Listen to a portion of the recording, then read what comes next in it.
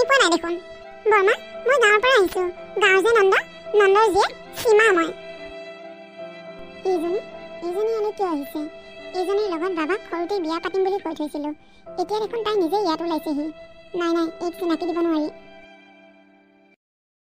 গাঁৱৰ নন্দ কোন গাঁৱৰ নন্দ আমিতো কোনো গাঁৱৰ নন্দ চন্দক চিনি নাপাওঁ তোমাৰ কিবা ভুল হৈছে বৰমা আপুনি চিনি পায় কিন্তু পাহৰিছে হ'বলা মই বহুত কষ্ট কৰি আপোনালোকৰ ঘৰটো উলিয়াইছো ঐ ছোৱালী এবাৰ ক'লে কি বুজি নাপাওঁ নেকি যা ইয়াৰ পৰা যা বৰমা মই বহুত ডাঙৰ বিপদত পৰিছো আপোনালোকে মোক চিনি পাব মই আপোনালোকক কম ৰ'বচোন বৰ্তা আছেনে মহাজন বৰ্তাক মাতকচোন মই কোৱা নাই কি চিনি পোৱা নাই বুলি তই মোৰ লগত কিয় মুখে তৰ্ক কৰি আছ বৰমা মই বহুত ডাঙৰ বিপদত পৰিছো আপোনালোকে মোক এই বিপদৰ পৰা উদ্ধাৰ কৰক মা এও কোন বাবা এও কাম বিচাৰি আহিছে আমাৰ ঘৰত তেনেকুৱা কৰিবলগীয়া কামেই নাই তেওঁক বাৰু মই কেনেকৈ ৰাখো কচোন তেওঁ ইয়াত থাকিবলৈ ইমান জোৰ কৰিছে ইফালে এও মই ভালদৰে চিনিও নাপাওঁ মায়ে ঠিকেই কৈছে অচিনাকি মানুহক কাম কৰিবলৈ ৰখাটো বেয়া কথা আজিকালি একেবাৰে দিনকালৰ গতি বেয়া হ'ল ৰাহুল দা মই গাঁৱৰ পৰা আহিছো ঐ ছোৱালী মনে আছ কিবা এটা কথা ক'লে দেখোন তই টপককে উত্তৰ দিয়া বাবা দেখিছ তাই বোলে গাঁৱৰ পৰা আহিছে ইফালে তাই আমাৰ সকলোৰে নাম জানে একবাৰ মই কেনেকৈ বিশ্বাসত লওঁ মা একো নহয় দিয়া তাইক ৰাখি থোৱা কাৰণ তাই আমাৰ সকলোৰে নাম চাম একেবাৰে জানি আহিছে কাৰণ তাই আমাৰ ঘৰত সঁচাকৈয়ে কাম কৰিবলৈ আহিছে তাই কিবা বিপদত পৰিছে যেন পাওঁ সেইকাৰণে কাম বিচাৰি ফুৰিছে মা একো নহয় দিয়া ৰাখি লোৱা কামত তোমাৰেই সহায় হ'ব কিন্তু বাবা মা কোনো কিন্তু নাই ঐ ছোৱালী যা ভিতৰলৈ যা মা লগৰকেইটা কিলাপতেই আছে মোক এবাৰ সিহঁতে মাতিছে কিবা আলোচনা কৰিব হেনো মই এবাৰ সিহঁতৰ ওচৰৰ পৰা আহোঁগৈ বাবা যা সীমা তই এটা কথা মনত ৰাখিবি তোৰ যদি এইখন ঘৰত সঁচাকৈয়ে থাকিবলৈ মন আছে তেতিয়াহ'লে তই তোৰ পৰিচয় লুকুৱাই ৰাখিব লাগিব পাৰিবিনে নোৱাৰিবি পাৰিম বৰমা মই কি বুলি ক'ব লাগিব 1 নম্বৰতে তই তোৰ গাঁওখনৰ নামটো ক'ব নহ'ব আৰু 2 নম্বৰতে তোৰ দেউতাৰ নাম আৰু তোৰ নাম চেঞ্জ কৰি দিব লাগিব হ'বনে নহ'ব হ'ব বৰমা তেনেহ'লে আজিৰ পৰা তোৰ নামটো ৰিম্পী আজিৰ পৰা তোৰ নাম কি বুলি কৈছো ৰিম্পী আজিৰ পৰা তোৰ এইটোৱেই নাম আহ এতিয়া ভিতৰলৈ হেৰি শুনিছে মই ঘৰত নতুনকৈ কাম কৰা মানুহ এজনী ৰাখিছোঁ হয় নেকি ভালেই কৰিছা দিয়া আগৰ কাম কৰা মানুহজনী ঘৰলৈ যোৱাৰ পৰা অহাই নাই তাই কেতিয়া আহে ঠিক নাই মোৰ সদায় অকলে কাম কৰি এলাহ লাগি গৈছে সেইকাৰণে মই কাম কৰা ছোৱালী এজনী ৰাখি লৈছোঁ ঠিকে আছে দিয়া তোমাৰ সদায় ৰাতিপুৱা উঠোতে 10টা বাজে ঘৰৰ কামবোৰ কৰিবলৈ সময়ে নোপোৱা ভালেই কৰিছা কাম কৰা মানুহ ৰাখিছা পিছে তাই ঘৰৰ কামবোৰ কৰিবলৈ জানে নে নাজানে জানে মই তাইক সকলোবোৰ দেখাই দিছোঁ নহয় তাই কৰিয়ে আছে আজি দিনটো পাৰিছে দেখোন পাৰিছে যদি ঠিকেই আছে হেৰি এতিয়া বহুত ৰাতি হৈছে শুই থাকোঁ দিয়ক মোৰো বৰ টোপনি ধৰিছে বৰ্তা চাহ লওক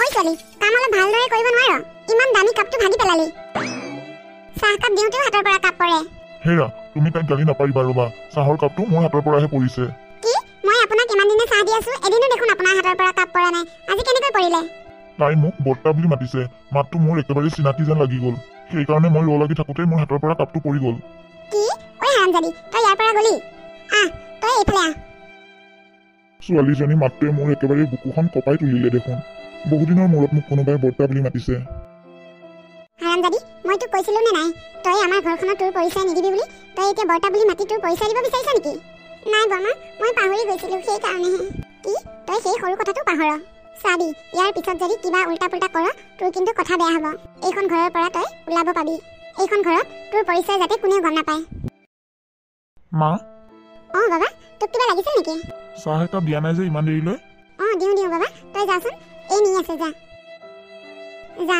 তই বাবাক চাহ একাপ দি থৈ আহ কথাবোৰ কিন্তু মনত ৰাখিবি হ'ব বৰমা ৰাহুল দা মই আপোনাৰ কাৰণে চাহ আনিছোঁ দিয়া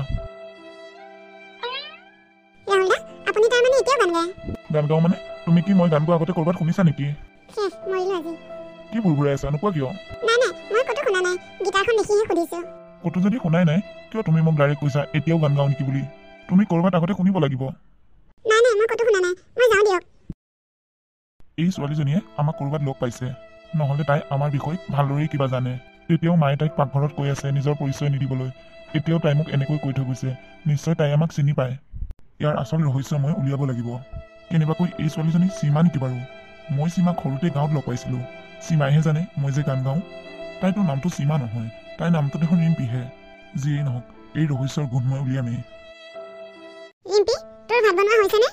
অঁ বৰমা, হ'ব এতিয়া। তোৰ ভাত বনোৱা হোৱাৰ পিছত তই দৰ্জী ঘৰৰ পৰা আহিবিগৈচোন। মোৰ কাপোৰ কেইযোৰমান লৈ থোৱা আছে, কাপোৰকেইযোৰ চিলাবলৈ দি থৈ আহিবিগৈচোন। হ'ব দিয়ক বৰমা, মই কামখিনি কৰি লওঁ। আৰু ওলাই যাওঁতে বজাৰৰ পৰা পাচলি অলপো লৈ আহিবি। অঁ আৰু এটা কথা, তোক বৰ্তাই কিবা সুধিছিল নেকি? নাই নাই বৰমা, মোক একো সোধা নাই। কিবা সুধিলেও মই তোক যেনেকৈ শিকাই দিছোঁ তই তেনেকৈ কবি। হ'ব বৰমা। হেৰা, তুমি ছোৱালীজনীক কামে বনে কেনেকুৱা পাইছা? বৰ্তমান ঠিকেই আছে। বাবা, তই খৰধৰকৈ ওলাই গৈছ যে, ক'লৈ যাওঁ? নাই দেউতা, এনেই ওলাই যাওঁ। লগৰকেইটাই ফোন কৰি মাতিছে। দেৰি নকৰিবি, অকণমান সোনকালে আহিবিচোন। হ'ব দিয়া। তাকো সোনকালে বিয়াখন পাতি দিব লাগিব, নহ'লে এনেই লগৰবোৰৰ লগত ঘূৰি সময়বোৰ নষ্ট কৰি থাকে। অঁ তোন, মইতো আপোনাক কৈয়ে থাকোঁ, আপুনিহে গুৰুত্ব নিদিয়ে। মই তাৰ কাৰণে সৰুতেই গাঁৱতে ছোৱালী এজনী ঠিক কৰি থৈছিলোঁ। এতিয়া তাইও ডাঙৰ হ'ল চাগে, ক'ৰবালৈ বিয়াই হ'ল নে কি হ'ল একোৱেই গম নোপোৱা হ'লোঁ। গাঁৱলৈও নোযোৱা হ'লোঁ তাতে। আপুনি সেই গাঁৱৰ ছোৱালীবোৰৰ কথা বাদ দিয়ক, টাউনতে তাৰ কাৰণে ছোৱালী এজনী চাই বিয়া পাতি দিয়ক। ৰ'বাহে, তুমি কি বুজিবা গাঁৱৰ ছোৱালীৰ কথা? গাঁৱৰ ছোৱালী আৰু টাউনৰ ছোৱালীৰ মাজত পাৰ্থক্য আছে। তেনেকুৱা কথা কৈ নাথাকিব, মোৰ খং উঠি যায়।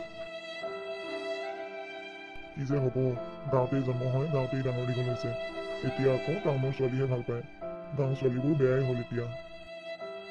সীমা, ক'লৈ গৈছিলা? মই দৰ্জী ঘৰলৈ গৈছিলোঁ। আপুনি ক'লৈ যায় ৰাহুল দা?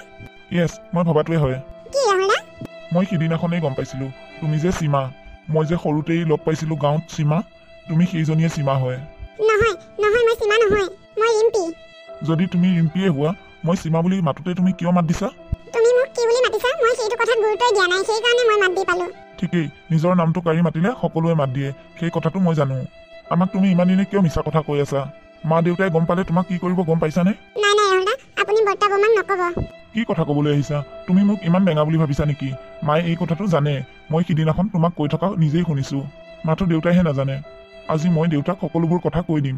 ৰাহুল দা, আপুনি একদম বৰ্তাক এইবোৰ কথা নক'ব। মই বহুত বিপদত পৰিহে আপোনালোকৰ ঘৰত এনেকৈ আছোঁ। মোৰ আচল পৰিচয়টো আপোনালোকে গম পোৱা বুলি গম পালে বৰমাই মোক ঘৰৰ পৰা উলিয়াই দিব, আৰু তেতিয়া মই বহুত ডাঙৰ বিপদত পৰিম। সীমা, তোমাৰ কি বিপদ হৈছে?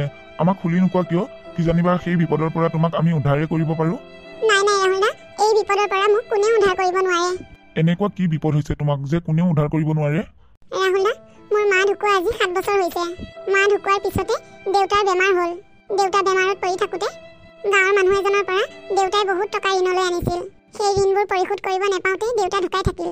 এতিয়া তেওঁ মোক বিয়া পাতিবলৈ বিচাৰে। তেওঁ বহুত বুঢ়া মানুহ। মই তেওঁৰ ভয়তে এনেকৈ পলাই ফুৰিছোঁ। এইবোৰ কথা তুমি আমাক আগতেই নকলা কিয়? দেউতাকতো ক'ব পাৰিলা হয়। মই প্ৰথম দিনা আহিয়েই বৰমাক কথাবোৰ কৈছিলোঁ। বৰমাই কথাবোৰ শুনি মোক ঘৰৰ ভিতৰলৈকে যাব দিয়া নাছিল। তেনে সময়তে তুমি আহি ওলোৱা কাৰণেহে মই তোমালোকৰ ঘৰত থাকিব পাৰিলোঁ। তাকো বৰমাই মোৰ সঁচা পৰিচয় দিবলৈ নিদিলে, বন কৰা ছোৱালীৰ পৰিচয়হে দিলে। বৰমাই এই কথাবোৰ বৰ্তা আৰু তোমাক ক'বলৈ একেবাৰে মানা কৰিছে। কেনেবাকৈ যদি এই কথাবোৰ মই তোমাক কোৱা বুলি বৰমাই গম পাই মোক ঘৰৰ পৰা উলিয়াই দিব। ৰাহুল দা, এই কথাবোৰ যি তুমিয়ে জানিলা, আৰু কাকো নক'বা। মোক বন কৰা ছোৱালী হিচাপে হ'লেও তোমালোকৰ ঘৰত থাকিবলৈ দিয়া। দৰকাৰ হ'লে মই গোটেই জীৱন বন কৰা মানুহে হৈ থাকিম, কিন্তু তথাপি মই সেই বুঢ়াজনৰ পত্নী নহওঁ। ঠিক আছে, তুমি এতিয়া ঘৰলৈ যোৱা। হেৰা, বন কৰা ছোৱালীজনীয়ে যেতিয়া মোক বৰ্তা বুলি মাতে, মোৰ বুকুখন একেবাৰে কঁপি উঠেও। মাতটো একেবাৰে চিনাকি চিনাকি যেন লাগি যায়। আপোনাৰ যে কথা আৰু, বৰ্তা বুলি মাতিলে বুলিয়ে আপুনি মাতটো চিনি পালে। কেতিয়ানো লগ পাইছিল তাইক? কোনো চিনা নাই, পৰিচয় নাই। নেজানো, তাই মাতিলে মোৰ কিবা আপোন আপোন যেন লাগে। আৰু কি জানা, মই যদি তাইক কিবা এটা সুধিব বিচাৰোঁ, তাই পটককৈ মোৰ ওচৰৰ পৰা পলায়। দেউতা, তুমি ঠিকেই ধৰিছা, তাই তোমাৰ একেবাৰেই চিনাকি। কি কথা কৈছো বাবা, তাই মোৰ চিনাকি? অঁ দেউতা, গাঁৱৰ যে তোমাৰ সেই বন্ধুজন নন্দখুৰা ছোৱালী সীমা তাই। কি কথা কৈছো বাবা, তাই নন্দৰ জীয়েক? অঁ দেউতা, মই ঠিকেই কৈছোঁ, তাই নন্দখুৰাৰে জীয়েক। মই তাইক সৰুতেই দেখিছিলোঁ, ডাঙৰ হোৱাৰ পৰা দেখাই নাই, সেইকাৰণে মই তাইক ধৰিব পৰা নাই। তাই যদি নন্দৰে জীয়েক, তাইনো আমাক কিয় ইমান মিছা কথা কৈছে? দেউতা, তাইৰ গাত ভুল নাই। তাই মাক সঁচা কথাই কৈছিল, মায়েহে তাইক মিছা কথা ক'বলৈ বাধ্য কৰাইছে। হেৰা, মই ইয়াত কি শুনিছোঁ? কথাবোৰ সঁচানে? নহয়, সেইবোৰ মিছা কথা। মা, তুমি আৰু কিমান মিছা কথা নোকোৱা? মা, তেজৰ সম্পৰ্কবোৰ জানো তুমি মিছা কথাৰে লুকুৱাই থ'ব পাৰিবা? দেউতা, তাই বহুত ডাঙৰ বিপদত পৰিহে আমাৰ ঘৰত এনেকৈ আশ্ৰয় লৈ আছেহি। তাইনো কি ইমান ডাঙৰ বিপদ হৈছে বাবা? দেউতা, খুৰাই হেনো গাঁৱৰ মানুহ এজনৰ পৰা টকা ঋণলৈ আনিছিল। ঋণ পৰিশোধ কৰিব নাপাওঁতেই খুৰা ঢুকাই থাকিলে। এতিয়া সেই মানুহজনে তাইক বিয়া পাতিবলৈ বিচাৰিছে। মানুহজন হেনো বয়সস্থ, সেইকাৰণে তাই বিয়া হ'বলৈ মন নাই। তাই কাৰোবাক সুধি আমাৰ ঘৰৰ এড্ৰেছটো বিচাৰি ল'লে আৰু তাই আমাৰ ঘৰৰ ওলালহি। তাৰ পাছত এতিয়া এয়া। হেৰা, তোমাৰ বাৰু অকণমানো বেয়া নালাগিল নে মাক দেউতাক নথকা ছোৱালীজনীক তুমি এনেকুৱা কৰিছা? আচলতে তোমাৰ হৃদয়ত মমতা বুলি কোৱা বস্তুটো নায়েই। হেৰি, মোৰ ভুল হৈ গ'ল, মোক আপোনালোকে ক্ষমা কৰি দিয়ক।